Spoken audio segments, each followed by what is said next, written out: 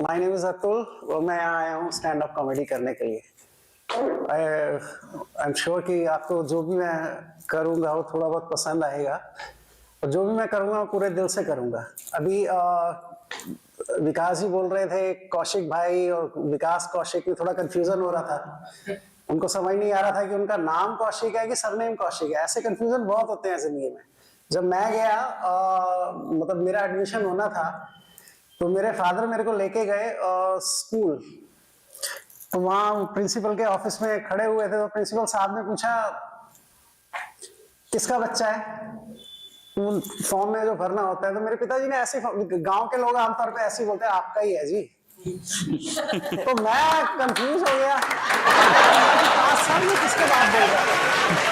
मुझे आज 5 साल बाद पता चला है मैं हूँ किसका। तो ऐसे कंफ्यूजन जो कौशिक और विकास कौशिक ये वाले बहुत होते हैं जिंदगी में। और अभी आप बता रहे थे जी गर्लफ्रेंड की बात, और कि गर्लफ्रेंड नहीं है मेरी ऑफिस में। ये है गर्लफ्रेंड और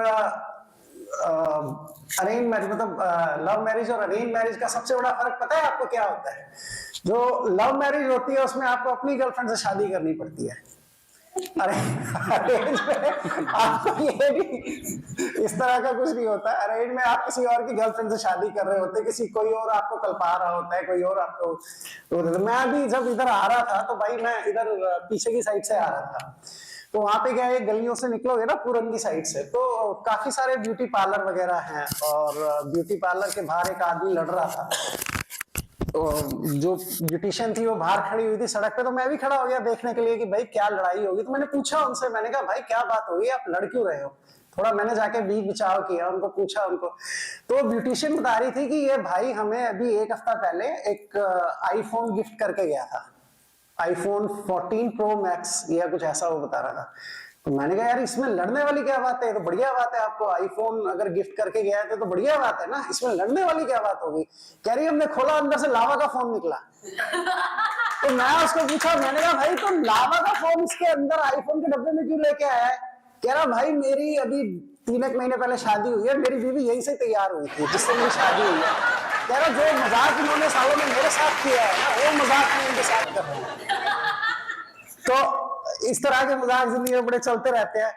और बेसिकली है क्या, मेरी बीवी यहाँ पे बैठी हुई है। मैं आपको बताऊं, आपकी किसी की अगर किसी की शादी हो गई तो वो ज्यादा एक्सपीरियंस करेगा, जिसकी नहीं हुई है उसके लिए बता दूं मैं कि ये 300 साल में 365 दिन होते हैं, 364 दिन आपको जीने नहीं देती। फिर आप मूड बनाते हो कि सारा मर जाऊं मैं, तो जहर वहर लाऊं या रस्से से लटक जाऊं, जिंदगी नरक हो गई है। और 365वां दिन जिस दिन आप चाहते हो ना कि आज खत्म ही कर लो, उस दिन ये करवा चौथ का व्रत रख लेती है।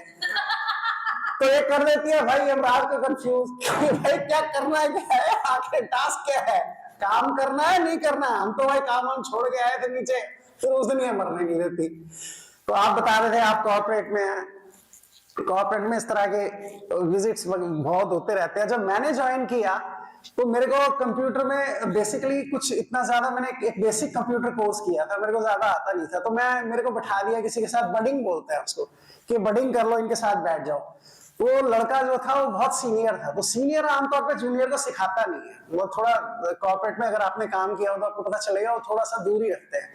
तो वो बार बार ब्रेक पे चला जाता था, या कुछ आता था तो कहता था अच्छा ये कर, अच्छा ये दबा, ये कर। तो मुझे बोलता था कि अरे यार 12 मैं किसी अगर एप्लीकेशन में चला गया तो वो बोलता था 12 तो मैं उठ के ब्रेक में बाहर चला जाता था।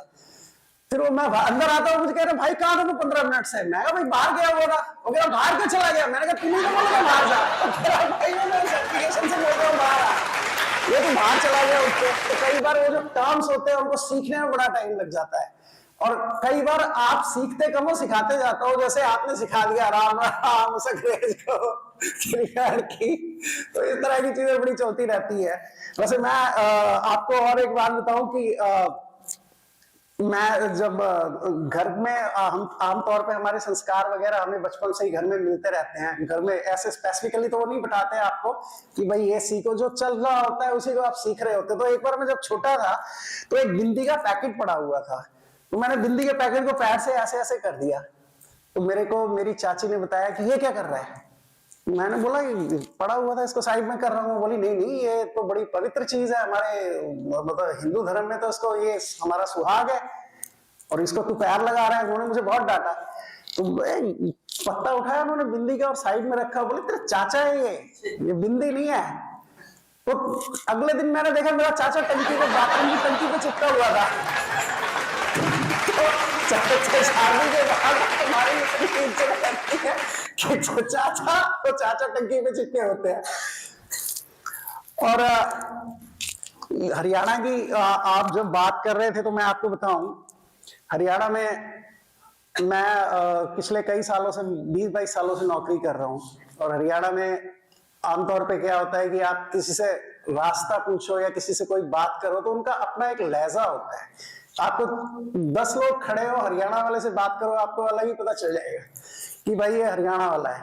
तो हरियाणा के आदमी से जब आता है वो, आप उसको पूछो जी जैसे दिल्ली का लड़का हो या कहीं और सोफिस्टिकेटेड से सिटी का लड़का हो, तो उससे पूछो आप किसके बेटे हो, तो वो बताएगा आपको सीपी शर्मा जी के, अग्रवाल साहब के, इस तरह से। लेकिन हरियाणा वाले से पूछो भाई किसका लड़का है, अगर जैसे इंट्रोडक्शन होता है अभी कभी ऑफिस में आप काम करो कॉर्पोरेट ऑफिस में, तो वो बताएगा बलबीर का। तो वो श्री विरी कुछ नहीं लगाते। हालांकि राजस्थान अगर आप जाओ तो वहां तो सिटी के नाम के आगे श्री लगा हुआ है, श्री गंगानगर। हरियाणा के आदमी अपने बाप के नाम के नहीं लगाते, लेकिन कई शहर है वहां पे सिटी तक के नाम के आगे लगा हुआ है। मैं बेसिकली यहाँ पे आया, मैंने जब विकास भाई बोल रहे थे तो कई बातें मैं सोच रहा था कि जैसे इन्होंने बताया कि जब आप परफॉर्म कर रहे होते हैं या आपकी चांस आने वाली होती है या आपका टर्न आने वाला होता है, तो आप अपनी चीज पे ज्यादा फोकस कर रहे होते हैं। आप दूसरा जो परफॉर्म कर रहा होता है उसकी उधर में ध्यान कम होता है, बिकॉज आपको लगता है कहीं आप भूल ना जाओ। तो इसलिए ये बड़ी मुझे सही बात लगी उनकी। और मैं आगे फिर आपके सामने आता रहूंगा। इसके बाद अब जिसकी भी बारी है वो आए। Thank you very much.